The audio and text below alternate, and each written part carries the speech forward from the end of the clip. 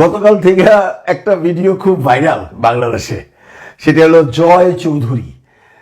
জয় চৌধুরী ওরে অনেকেই চিনেন না, না চেনেন কথা, সে এমন কোনো লেভেলের আর্টিস্টও না। আসলে আমি চলচ্চিত্রের মানুষ হইয়া ওনার সম্বন্ধে এমনভাবে নেগেটিভ কথা বলতে চাচ্ছিলাম না, কারণ কি আফটার অল সে আমাদের পরিবারের একজন মানুষ। পরিবারের কতটুকু হইতে পারছে সেটা পরে আলোচনা। কিন্তু এই জয় চৌধুরী আজ থেকে বেশ কিছুদিন আগেও সাকিব বন্দনায় মেতে থাকতো। হঠাৎ করে ওর যে কি হয়েছে একমাত্র ওই জানে, আর ওর খোদা তাল্লা জানে, আর কেউ কিছু বলতে পারবে না। কেউ কেউ বলতেছে অবশ্য, আরে ভাই বুঝেন নাই, ও আসলে ভাইরাল হইতে চায়। কারণ আপনারা জানেন বন্ধুরা যে বাংলাদেশে যদি আপনি নিজেকে পরিচিত করতে চান, নিজেকে পাবলিকলি উপস্থাপন করতে চান, মানুষ আপনাকে বেশি দেখুক, এরকম যদি ভাব দেখাইতে চান, আপনি সাকিবকে গালাগালি করেন, বাস হয়ে যাবে, আর কিচ্ছু লাগবে না। সেটা ছেলে হোক, মেয়ে হোক, আবাল বৃদ্ধ বনিতা, শ্রমিক, বড়লোক, যেই হোক, সাকিবকে কিছু বললেই ওটা ভাইরাল হয়ে যায়। কিন্তু আমার প্রশ্ন হচ্ছে যে ভাইরাল হওয়ার জন্য তো জয় চৌধুরীর কোনো প্রয়োজন ছিল না। আবার অনেকেই বলছে প্রয়োজন ছিল না, কি করে রে ভাই, ওর তো কোনো কাজ করবো নাই। ও সিনেমায় আসছিল, আয়সা প্রথম দিকে জাহেদের চামচা হয়েছে, এবং দীপজল সাহেবের একটা হাত ওর মাথার উপরে ছিল। আপনারা জানেন দীপজল সাহেবকেও মামা মামা বলতো, এবং দীপজল সাহেবের ভাগ্নে বলেই প্রথম দিকে পরিচয় দিত।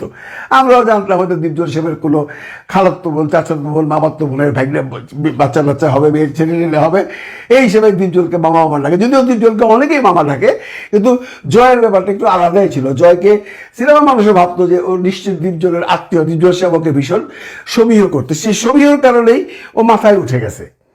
যেহেতু দীপজল সাহেব সমীহ করতো, ওই সময় দীপজল সাহেবের সাথে জাহেদের একটা ভালো সম্পর্ক ছিল, জাহেদও তাকে খুব সমীহ করতো, এবং ও জাহেদের চামচাই ছিল একরকম বলতে গেলে। সিনেমা কয়টা করছে আমি নিজেও জানি না, একটা দুটো সিনেমা চলছে। চলছে মানে কি, ওই যে কি একটা সিনেমা হয়েছিল, আমি নাম ভুলে গেছি, অপুর সাথে ওই যে প্রডিউসার সে কান্নাকাটি করলো, নামটা ভুলে গেছি ভাই। ওই সিনেমাতে কাজ করছে, এরকম একটা দুটো সিনেমাতে কাজ করছে, একটা সিনেমাও চলে নাই।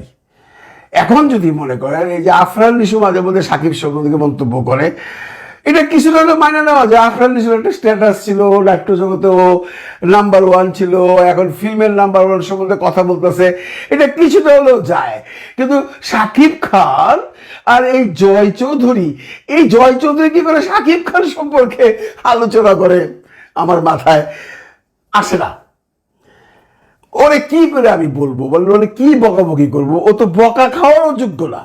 সিনেমার কিছু হয় না দেখা মাঝখানে একবার রেস্টুরেন্ট দিছে, ওইখানে যাই আবার নাটকও করছে অনেক কিছু, মানে শুটিং করছে রেস্টুরেন্টে যাইয়া, মানে এক লোক আইসা তার রেস্টুরেন্ট ভাঙ্গাভাঙ্গি করতেছে। এটা নিয়ে তার সাথে, ও আপনি জয় চৌধুরী, আরে হিরো, এটা আপনার দোকান, মনে আছে কিনা জানি না, মানে তার দোকানের পাবলিসিটি করে। ওই স্ট্যান্ডার্ডের হিরো। ওরে কাস্ট করছে কে এখন পর্যন্ত? ওই যে লেবু সাহেব নাম, ওর ছবিতে অপুর সাথে হিরো সে। আর বেসিক্যালি ওই অ্যাকচুয়ালি নায়িকাদের চামচা বলা যায়। আপনারা দেখছেন যখন ইলেকশন হয়, বাংলাদেশ চলচ্চিত্র শিল্পী সমিতির ওই পরিমণিরে গেট থেকে নায়িকা নিয়ে যায়, হাতে ধরে ধরে যায়, আর ক্যামেরা তো পরিমণিরে ধরে।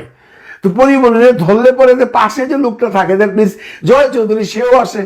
তারা এইভাবে মানুষ চিনছে, সিনেমা দিয়ে তো কেউ চিনে নাই। অপুর সাথে তার একটা সম্পর্ক আছে, যেখানে যাইবো এই নায়িকাদের গুদু গুদু গুদু গুদু বুদু বুদু বুদু বুদু করে সাথে করে নিয়ে যাইবো। কারণ ও জানে যে ক্যামেরাটা এখন পরিমণির দিকে আছে, বা ক্যামেরাটা এখন মাহির দিকে আছে, বা ক্যামেরাটা এখন অপু বিশ্বাসের দিকে আছে। আমি তো ওর পাশে থাকি, তাহলে আমার ছবিটাও বাজারে আসবে। এরকম হিরো কিন্তু বাংলাদেশে আর কেউ নাই। ওটা তো হিরোই বলি না, কিসের হিরো? ওই যে মামুন আছে একটা স্ট্যাটাসে দেখলাম, হিরো না হিরু, ও আসলেও হিরো। মামুন একটা ভালো কথা বলছে, সব কথা বলতে ভালো কথা বলছে যে তোর জীবনে যতগুলা ছবি করছস, সবগুলা ছবির টোটাল সেল ধরে আইরা যোগ করে দেখ শাকিব খানের বরবাদ সিনেমার 100 সেল দিতে পারছে কিনা। বন্ধুরা আসলেও পারে নাই, সত্য কথাই বলছে, পারে নাই। বরবাদের যে কোনো সিনেমা হলের যে কোনো 100 সেল যা হয়, তা এই জয় চৌধুরীর জীবনের কোনো ছবি নাই যে পুরা ছবিতেই ব্যবসা করছে। কাছাকাছি বলতে পারেন, পুরাপুরি না হলেও কাছাকাছি কথাটা বলছে। তো ওই ছেলে যখন সাকিব সম্পর্কে বাজে কথা বলে, তখন বা এই সাকিবের কথা বাদ দেন, ও সাকিবের চেয়ে বেশি বলছে বরবাদ সম্পর্কে। বরবাদ ছবি নিয়ে সমালোচনা করার মতো হাইটে জোর নাই। ও বলে বরবাদের মতো এরকম ছবি আমি 200 দেখছি। ওর জীবনে 200 সিনেমা দেখছে, জিজ্ঞেস করেন তো বুকে হাত দিয়ে।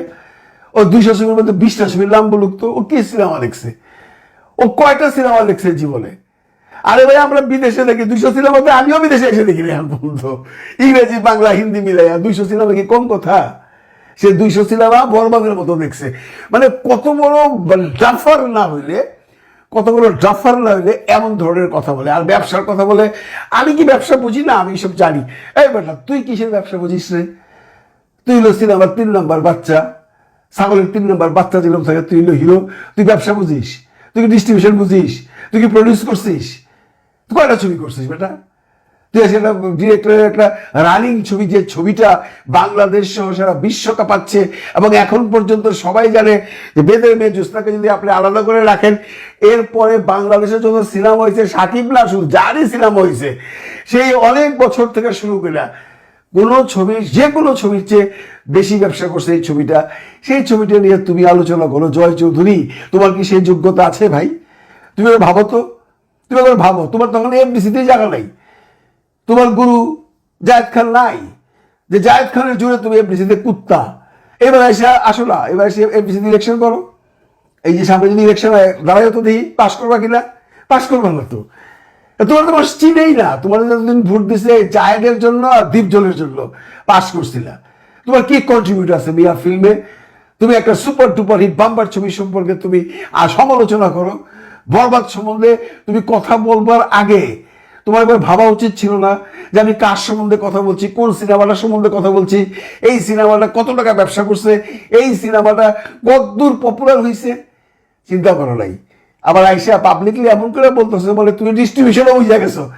আরে বেটা ডিস্ট্রিবিউশন বোঝা কি এত সোজা নাকি? আমরা যখন ছোটবেলায় ফিল্মে আসছি তখন থেকে ডিস্ট্রিবিউশনে বসতাম বসের সাথে, তারপর নিজের ছবি বানাইছি, নিজের ছবি ডিস্ট্রিবিউট করছি, এরপরে ডিস্ট্রিবিউশন বুঝি না এখন পর্যন্ত। আর তুমি সব বুঝে ফেলাইছো, আচ্ছা পাবলিকলি কইয়া ফেলাও। আজকাল সোশ্যাল মিডিয়া পাইছি না বলে ভারবার করে কইয়া ফেলাও। এগুলো বইলো না, এগুলো করে শত্রুতা বাড়াইও না। কারণ একটা কথা মনে রেখো, তোমাকে আরো অনেক কথা বলতে পারতাম, ছ্যাপ উপরের দিকে ফালাইলে নিজের গায়ে পড়বে। তুমি চলচ্চিত্রের লোক, 2-4টা করো আর 3টা করো, করছো তো, শিল্পী সমিতির মেম্বার হইছো, এমনিতে ঢুকতে পারো। এই জন্য তুমিও আমাদের লোক মনে করি। তুমি যদি আমাদের লোক হতো, তাহলে একটা এত বড় ছবি সম্পর্কে এই ধরনের মন্তব্য কেন করতে গেলা? আমি একদম শিওর যে কিছু কিছু আপনার ভিউয়ার বা কিছু কিছু সাকিবিয়ানরা বলতেছে এর অন্য কোনো কারণ নাই, এ ভাইরাল হতে চায়। এবং আমি শিওর বন্ধুরা অনেকেও বুদ্ধি দিছে, দেখো জয় তুমি তো একদম পড়ে গেছো, তোমার নামে তো কোনো আলোচনা সমালোচনাও নাই, কারণ তোমার নামে কোনো ছবিও নাই, তোমার কোনো ছবি চলেও না, রানিংও কোনো ছবি নাই। তুমি এক কাজ করো, বরবাদ সম্বন্ধে কথা বলো। এর মধ্যে হিরো হলো শাকিব খান। বরবাদ সম্বন্ধে কথা বললে এই সাকিবিয়ান যারা আছে তোমার মৌমাছির মতো ধরবো, তুমি আলোচনায় আসবে। এই যে আমি এখন আলোচনা করতেছি তোমার নিয়ে, মামুন তোমার নিয়ে স্ট্যাটাস দিচ্ছে, আরো হয়তো অনেকেই অন্যান্য ইউটিউবার আছে, তারা তোমাকে গাইলিয়া রাখতেই আছে না। আমি তোর গালাগালি করতে পারি না, আমি তোমাকে শুধু ছবক দিলাম, বুঝছো? এগুলো করলো না, এগুলো করে ইন্ডাস্ট্রিতে কিচ্ছু করতে পারবে না। কারণ তোমার তো ভাইয়ের তোলে কোনো মাটিই নাই। তুমি এখনো কাদার মধ্যে দাঁড়ায় আছো, যে কোনো সময় চোরাবালির মধ্যে ডিবা যাবা। তোমার কোনো ফিলিং আছে? তোমার কেউ কাস্ট করে? তুমি কোনো সময় শুটিং করো? তুমি তো কই থাকো, বৃষ্টির দোকান নাকি এর দোকান চালাও, তো ওইটাই চালাও না ভাই। তোমার না করছে কেনা? আচ্ছা বরবাদ সম্বন্ধে হুট করে কথা বলে হলাইরা। বরবাদের হাইট তুই বুঝো, বরবাদের মেকিং তুই বুঝো, ব্যবসা তো বহুত পরের ব্যাপার। বেটা ব্যবসা তো শুধু নাকি বোঝা, কইলাম না এত বছর ফিল্ম করছি, হলো ব্যবসা বুঝি না, আর তুমি হলো ব্যবসা বুঝে গেছো গা। ছবিটা তুমি দেখোই নেই, দেখে থাকো তাহলে কবু তুমি সবই বুঝো, না বুঝার ভান করতেছো, ভাইরাল হইবার চাইতেছো। এইভাবে ভাইরাল হইয়া গালি শোনার কোনো দরকার নেই। চুপচাপ আসো, চুপচাপ থাকো, বেশি বাইরো না। বেশি পারলে ভালো থাকবেন সবাই, ভালো রাখবেন সবাইকে। খুদা হাফেজ।